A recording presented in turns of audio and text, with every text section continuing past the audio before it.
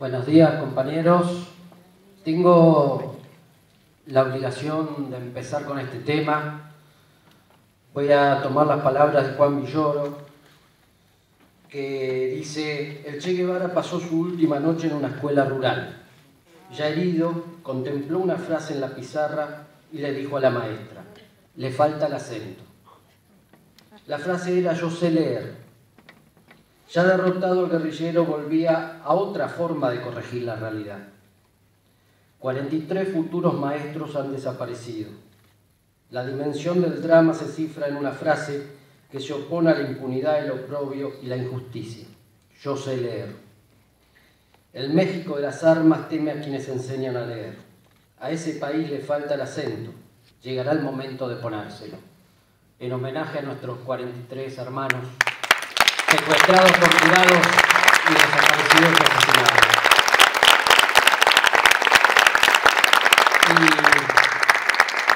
Y reafirmando todo lo que se ha dicho aquí en el panel y tratando de no repetir,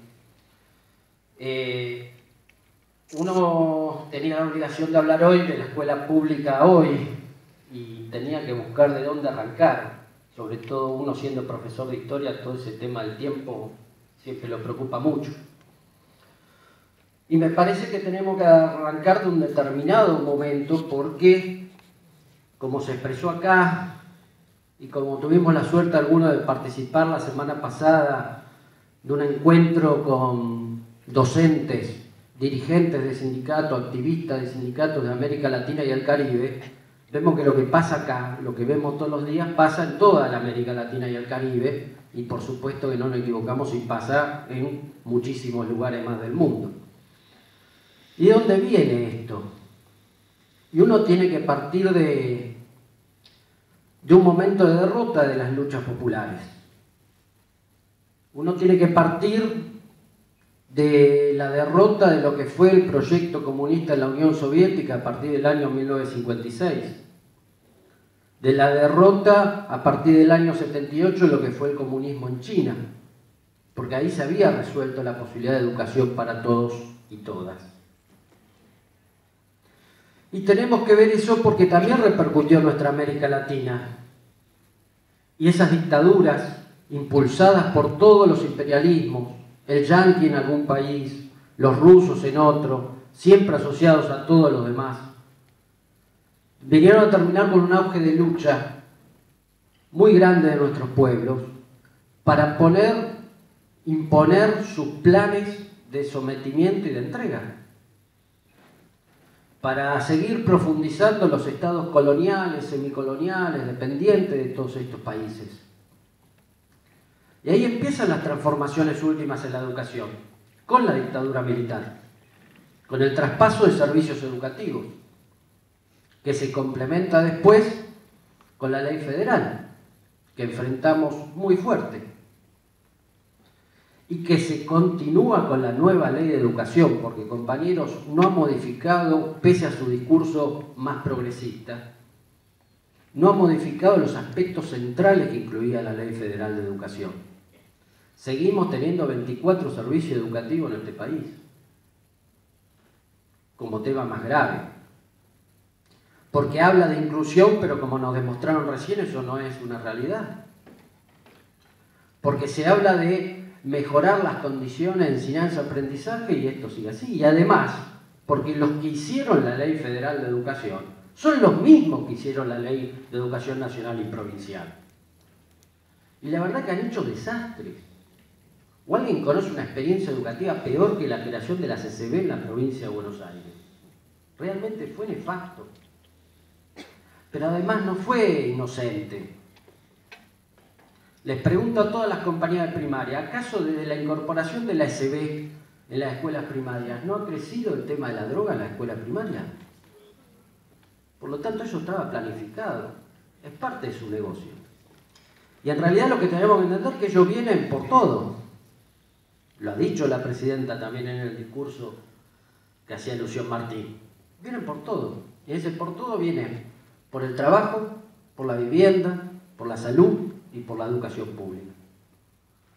Y en ese plan sistemático de destrucción que además son tan hábiles, como decía Martín, que nos echan la culpa a nosotros, ¿sí? Vienen por ese deterioro.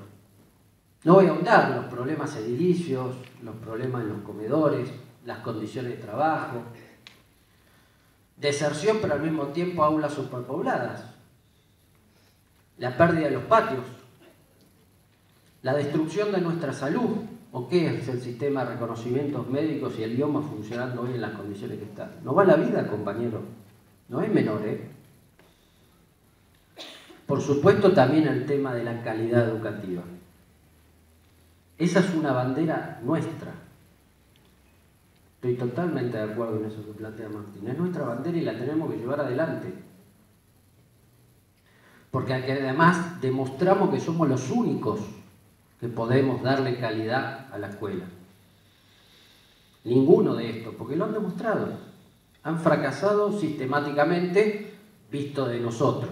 Visto de ellos, han triunfado. Y por suerte hemos dado la lucha que hemos dado para que esto no avance más, porque sus planes eran mucho más profundos. Lo podemos sintetizar en algún sentido. Escuelas pobres para la gente pobre y con docentes pobres. Y escuelas ricas para la gente rica con docentes pobres también, porque ganan lo mismo que nosotros, la mayoría, menos. En eso son coherentes.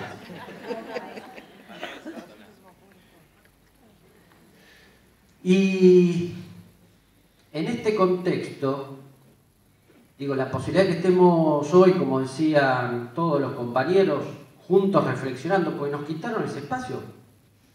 No nos encontramos en las escuelas. Es muy difícil. Nosotros cuando recorremos las escuelas por la actividad gremial y queremos hablar con el conjunto de los compañeros para ver qué piensan, qué sienten, qué opinan, qué tienen ganas de hacer, cómo les parece que deberíamos luchar, es muy difícil. Terminamos muchas veces hablando uno por uno. Me parece que en el marco de la pelea por la calidad educativa, no solo tenemos que pelear por los espacios que están normatizados de reunión, ¿sí?, que serían las jornadas mensuales de capacitación gratuita al servicio, que está en el estatuto, que es una ley que no se cumple, sino también tenemos que empezar la pelea por la asamblea de escuela. Cuando una escuela tiene la necesidad de juntar a sus docentes para discutir el tema que sea, tiene que tener el derecho de poder hacerlo. Y respetando, por supuesto, porque nos preocupa siempre el derecho de los chicos a aprender, nos tomaremos quizás la primera hora de clase, que los chicos entren una hora más tarde. Si es necesario, nos tomaremos las 2 primeras horas de clase para hacer esa asamblea y luego retomaremos las clases las segundas horas. O tomaremos las últimas 2 del turno mañana y convocaremos a los compañeros del turno tarde y nos juntamos todo un ratito al mediodía y seguimos con las 2 horas de la tarde, no sé. Digo, pero tenemos que empezar a implementarlo. Y lo vamos a tener que empezar a implementar de prepo, compañero. Es así, porque tenemos razón. Nadie nos puede decir que no tenemos razón y que no tenemos derecho de hacerlo.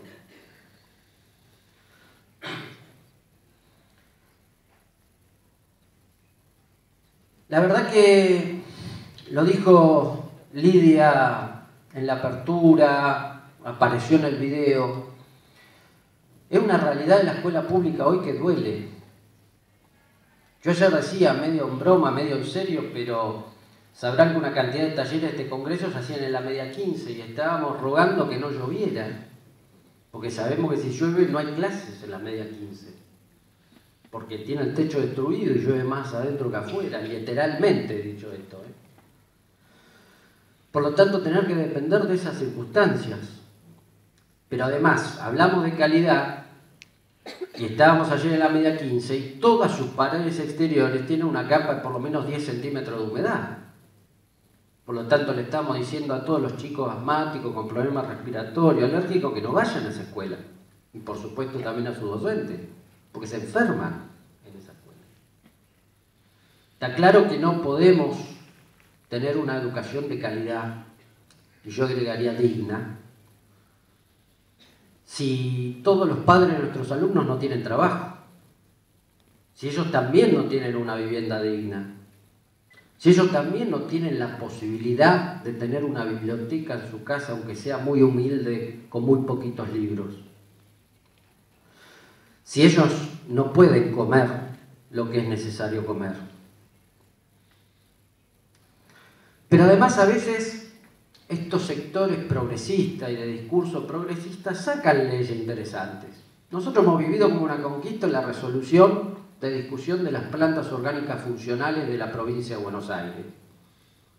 El tema que cuando salió, hace ya muchos años esa ley, decía que se iba a implementar en forma gradual, una gradualidad que lleva ya muchísimos años. ¿O acaso no estamos de acuerdo con que se nombren los preceptores que están en esa normativa en todas las escuelas primarias?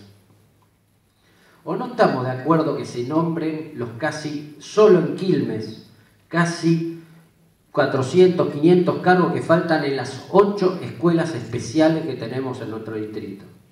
Claro, se da la contradicción que decía Martín. Si nos llegan a nombrar todos esos docentes en las escuelas especiales, no sabemos dónde lo metemos, porque no hay lugar. Por lo tanto, herramientas tenemos, experiencia tenemos, conocimiento tenemos. Tenemos que decidirnos, tenemos que juntarnos, tenemos que debatir el cómo, el cuándo, el dónde, de qué forma. Tenemos que ganar esos espacios de discusión y de decisión colectiva, que además terminen con la fragmentación que constantemente nos mete. Para los profesores toda la culpa es de las maestras, para las maestras toda la culpa de los profesores. Bueno, en la secundaria, para los profesores toda la culpa de los preceptores, para los preceptores toda la culpa de los profesores. Quizá nos unimos un poco echándole todo junto la culpa a los directivos, ¿sí? Y siempre la culpa aparece entre nosotros. Y trabajan constantemente todas esas divisiones entre nosotros. Y en realidad tenemos que lograr unirnos. Yo repudié profundamente la Ley Federal de Educación. Es más, me hizo entrar en crisis mi vocación. Casi dejo la docencia.